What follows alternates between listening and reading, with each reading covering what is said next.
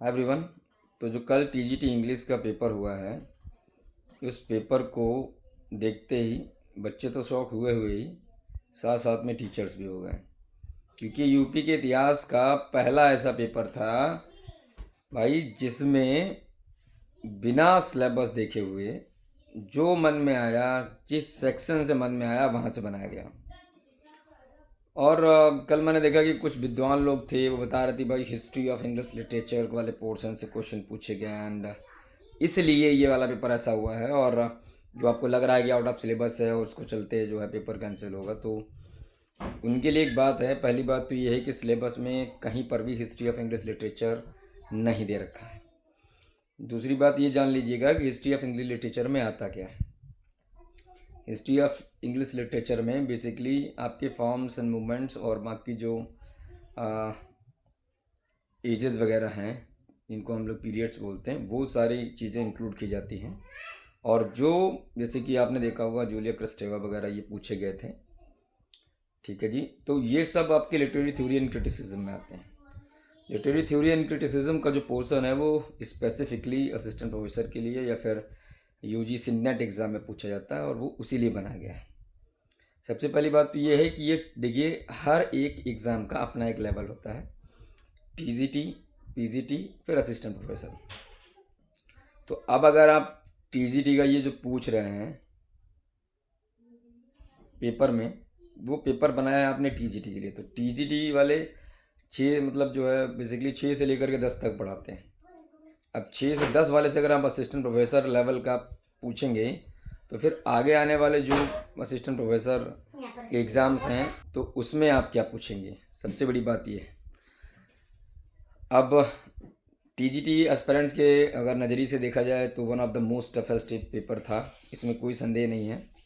लेकिन एक चीज़ आपने नोटिस की होगी कि जो उसमें ग्रामर के पोर्शन दे रखा था, ग्रामर के जो क्वेश्चंस थे, जो एक्चुअली मैं लगातार 3-4 साल तैयारी कर रहे हैं और जिनका ग्रामर बढ़िया है, तो मुझे नहीं लगता कि उनको कहीं ग्रामर सॉल्व करने में कहीं दिक्कत हुई होगी।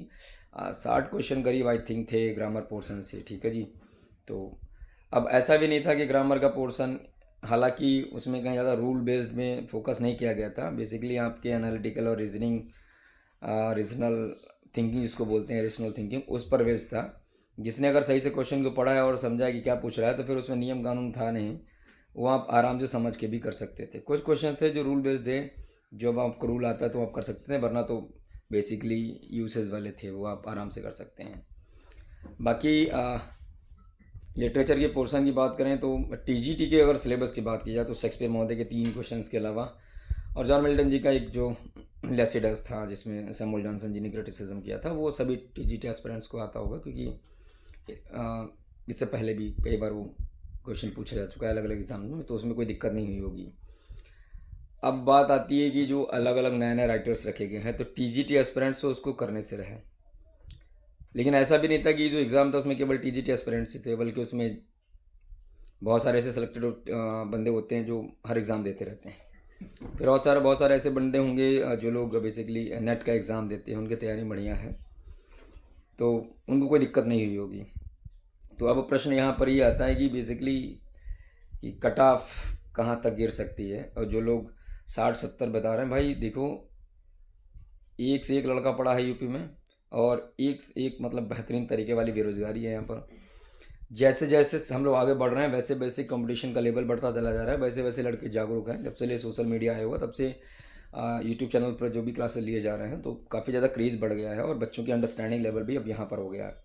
तो आप अपने आप को देख करके एवेलुएट मत कीजिएगा कि 60 से 70 तक पर जो होगा वो हो जाएगा, एकदम नहीं है।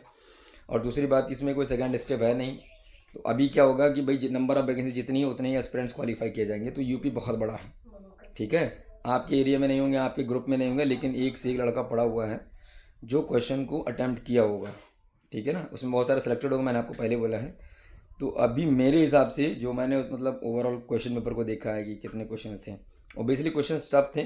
केवल टीजीटी वाले तो उसको नहीं कर सकते हैं, टीजीटी वाले हाँ तो बेचारे 70-75 ऐसे किए होंगे, और बाकी तो उनकी किस्मत में तुक्का उक्का लग गया होगा, क्योंकि नेगेटिव मार्किंग थी नहीं, तो 80, 82, 83 से पहुँचे होंगे, ठीक है ना।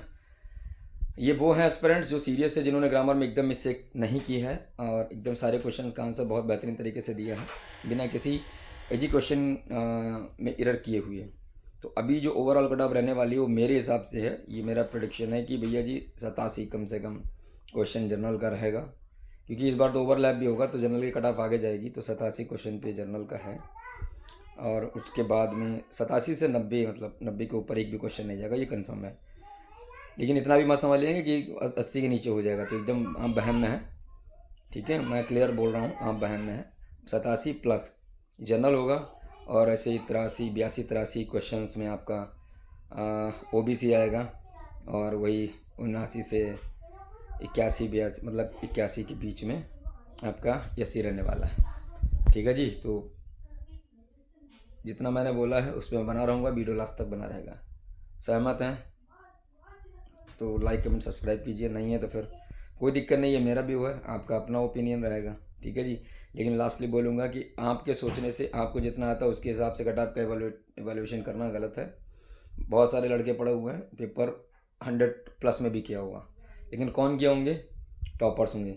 अभी चूँकि एक ही स्टेप है ना, तो कट ऑफ में वो भी शामिल होंगे, इसलिए इतना कट ऑफ जाएगा, ठीक है, उनको भी ध्यान में रखना है। Thank you.